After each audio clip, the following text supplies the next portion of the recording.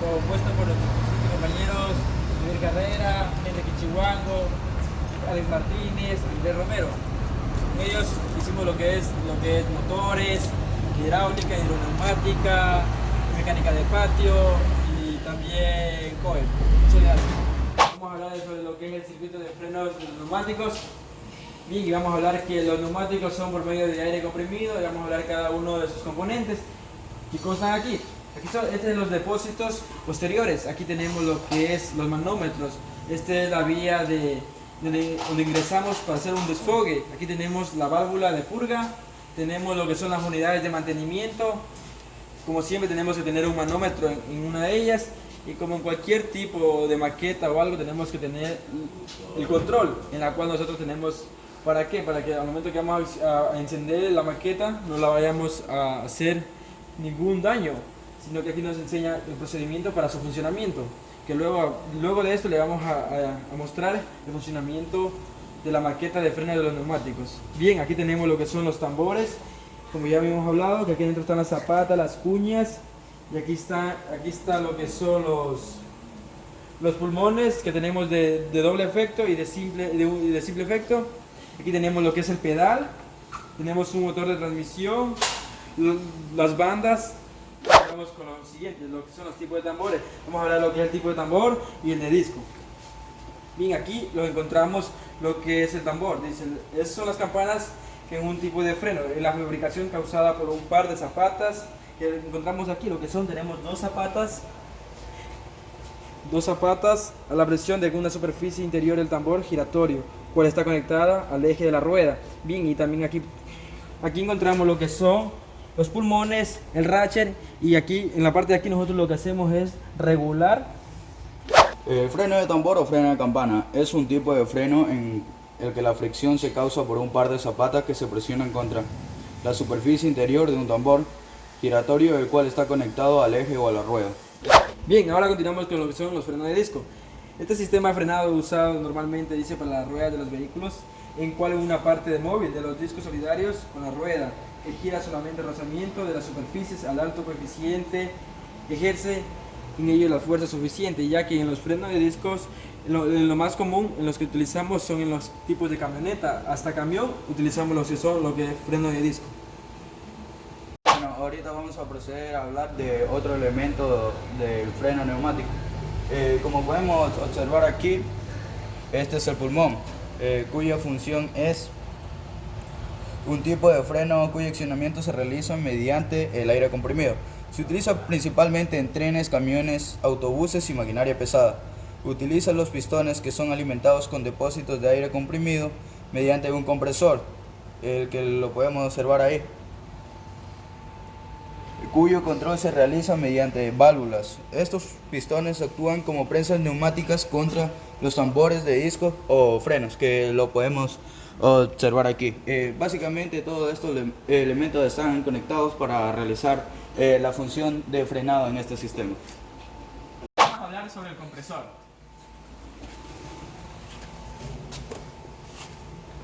El compresor de aire es el encargado de la entrega del aire a los tanques de almacenamiento. Está conectado al motor por medio de los engranajes o correas. El compresor puede ser enfriado por aire o por el mismo sistema de refrigeración del motor. Y ahorita vamos a hablar también sobre el gobernador del compresor, que se encuentra en la parte de aquí adentro. El gobernador del compresor es el encargado de controlar el funcionamiento del compresor cuando éste entrega aire a los tanques de almacenamiento. Cuando la presión del tanque se eleva a 125 psi, que se puede medir en los manómetros de aquí, el gobernador detiene el compresor para que deje de bombear aire. Cuando la presión baja a 100 psi, el gobernador permite que el compresor funcione nuevamente. Los tanques de almacenamiento, como su nombre lo dice, son los tanques que acumulan el aire comprimido. El tamaño de la capacidad varían de acuerdo al vehículo. Los tanques contienen el aire suficiente para permitir el sistema funcione todas las veces que sea necesario, aun cuando el compresor deje de funcionar. Bueno, ahorita vamos a proceder a hablar sobre un elemento muy importante del freno neumático, que, como lo podemos observar aquí, es el manómetro. Todos los vehículos equipados con frenos de aire tienen un medidor de presión conectado al tanque de aire. Si el vehículo tiene un sistema dual de frenos de aire, tendrá un medidor para cada mitad del sistema. Los sistemas duales se tratan más adelante en este manual. Los medidores señalan cuánta presión hay en los tanques de aire. Como podemos ver aquí, como la maqueta no está encendida, los manómetros nos marcan que hay una presión de 0. Esto básicamente es para ver la presión que existe al momento del funcionamiento del vehículo. El pedal del freno. El pedal del freno. Lo que el pedal de freno hace es que se alimenta por el aire comprimido que viene de los pulmones a través de los conductos de mangueras, y lo que hace es que cuando se presiona el freno, esto acciona los raches que están en cada uno de los tambores que tiene el vehículo y hace que las zapatas se peguen al tambor mediante un eje. Lo que esto hace es que permite que las llantas se frenen. Bueno, ahorita vamos a hablar sobre los frenos regenerativos en los autos híbridos y eléctricos. Básicamente la relación que existe en estos vehículos con estos frenos actuales es que nosotros al momento de estar viajando por la ciudad se nos cruza algún obstáculo o se cambia la luz de semáforo a rojo, o simplemente con el hecho de querer rebasar a otra persona vamos a realizar la acción de frenado. Y cuando realizamos la acción de frenado se produce una energía, y este tipo de frenos regenerativos capta esta energía y envía a lo que son las baterías del automóvil para irlas cargando automáticamente, y así poder tener una mayor optimización con lo que es la duración de la batería. Gracias. Vamos a hablar sobre el ciclo Atkinson. El ciclo Atkinson es más eficiente que el ciclo Otto, ya que este consigue reacciones más altas de compresión. Entonces, lo que este ciclo hace es que retrasa el cierre de válvulas de emisión, permitiendo que un pequeño reflujo de gases que vuelva al colector la emisión mientras asciende el pistón, permitiendo que la presión de compresión aumente. Estas válvulas controlan la cantidad de gas en el cilindro y la duración de la carrera. Dicho de otra manera, hace que la carrera de expansión dure menos que los otros ciclos, y todo esto nos sirve mejor para aprovechar la energía liberada durante la fusión de la gasolina, en sí para aprovechar la inercia de los gases. Bueno, ahorita vamos a proceder a hablar sobre el MG1 y el MG2. El MG1 es el encargado de proporcionar energía al motogenerador 2 y al mismo tiempo sustituye el motor de arranque para así poder encender el motor de combustión interna. El MG2 es el encargado del momento de frenadas o de aceleradas, proporcionar energía a la batería. Ahora continuamos con lo que son las baterías híbridas. Bien, aquí le vamos a explicar los módulos. Tiene 6 módulos, consiste en una batería, tiene 6 módulos, en cada módulo tiene que tener un aproximado de 1.2 voltios, cada uno de ellos. Son 28 módulos por 6, que nos da un valor de 168 vasitos. Cada puntito que vemos aquí son los vasos. Los 168 vasos por 1.2 voltios nos da 200.6 voltios de corriente continua. Bien, eso es lo que es la batería metálico de un níquel, y aquí vemos lo que es la batería completa de lo que es en cuanto a los vehículos híbridos, que se imponen cada vez como una excelente alternativa en cuanto a la autonomía y combustible, reducción e emisión contaminantes, principalmente en las ciudades de alto volumen de tráfico, que permiten lograr el mejor desempeño de los automóviles, básicamente habiendo un vehículo híbrido fabricado con mejor calidad y estética y durabilidad al momento de que nosotros usamos el vehículo. Bien, continuamos lo que es con el inversor de corriente. Aquí tenemos el inversor MG1 y el inversor MG2. Aquí tenemos una batería de alimentación, el motor de gasolina.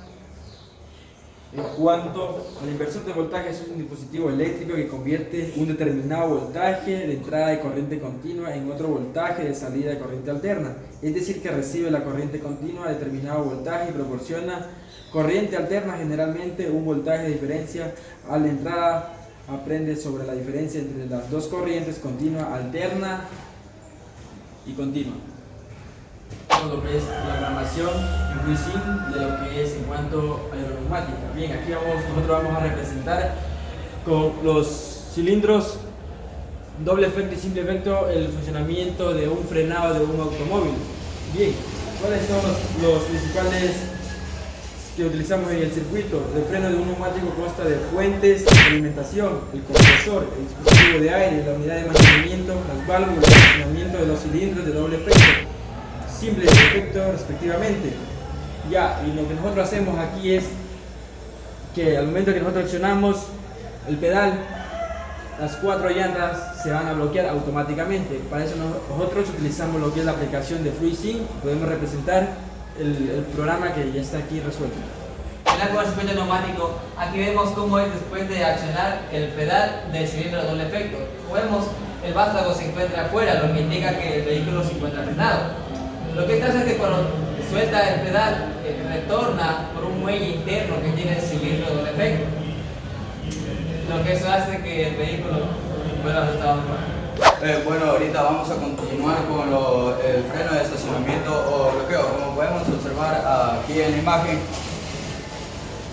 se muestra el accionamiento de la válvula de bloqueo en el sistema. Al ejecutar este resorte de la cámara, es accionado por la baja presión del sistema y se accionan los frenos de parqueo o estacionamiento.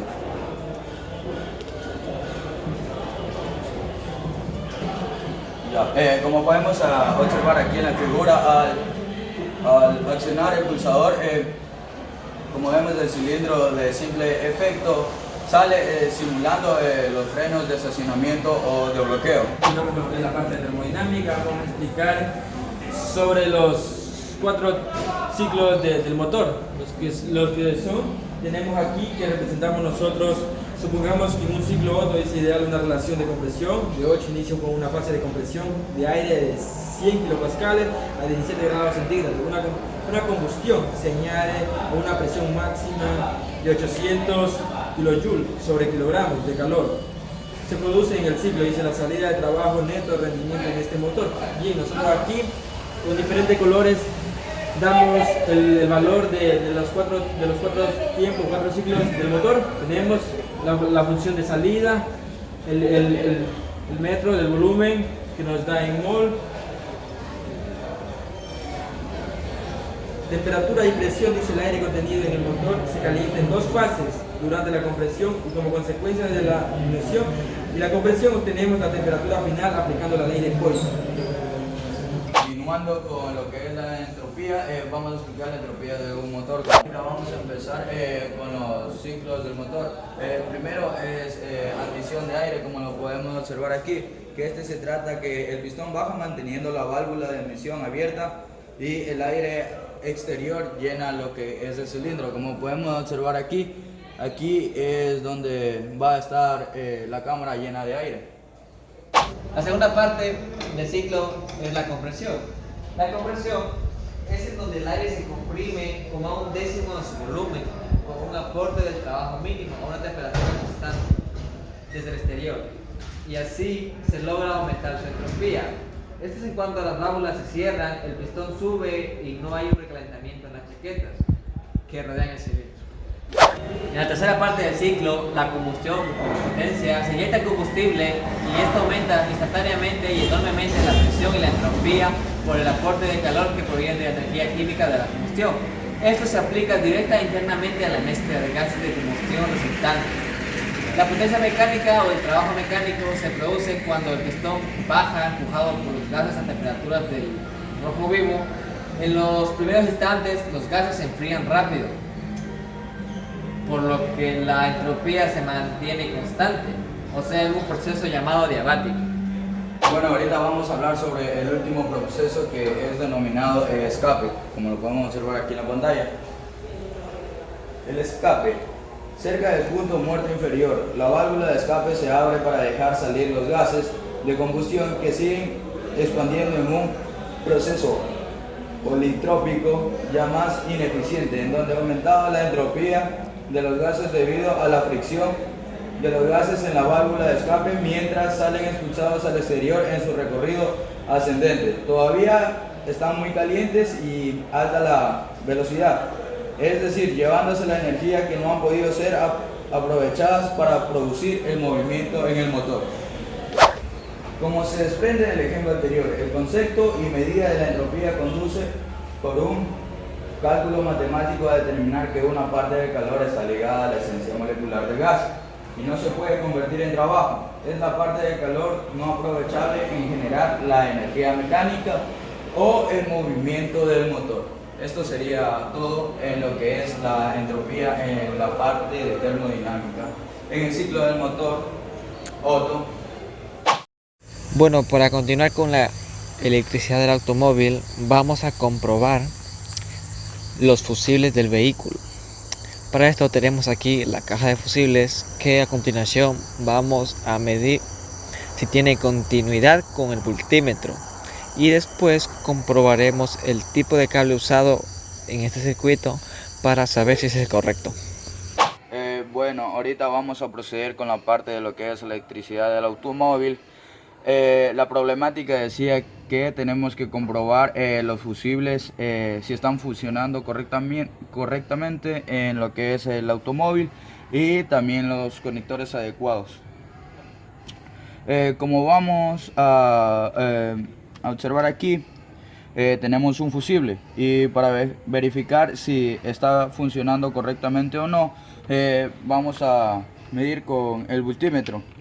Colocamos donde está la señal del símbolo de diodo y lo que es la corriente continua. Para eso tenemos que coger el fusible y colocar las puntas del voltímetro.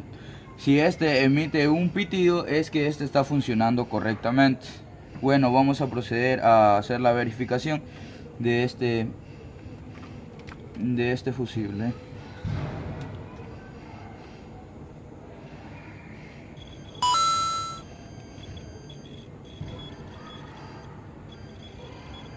Como podemos observar ahí en el voltímetro, está emitiendo un sonido y está botando una cierta cantidad. Eso quiere decir que el fusible está funcionando correctamente. Y en base a lo que es los conectores que están por acá, está por aquí, en relación a la tabla que nosotros pudimos observar, estos son los adecuados al tipo de fusibles en el vehículo. Además, como las grandes marcas como en la actualidad Mazda, Chevrolet y entre otras, estos ya tienen unos cálculos adecuados para ver el tipo de conector y el tipo de fusible para que funcionen correctamente y no exista un sobrecalentamiento en los conectores o un cortocircuito.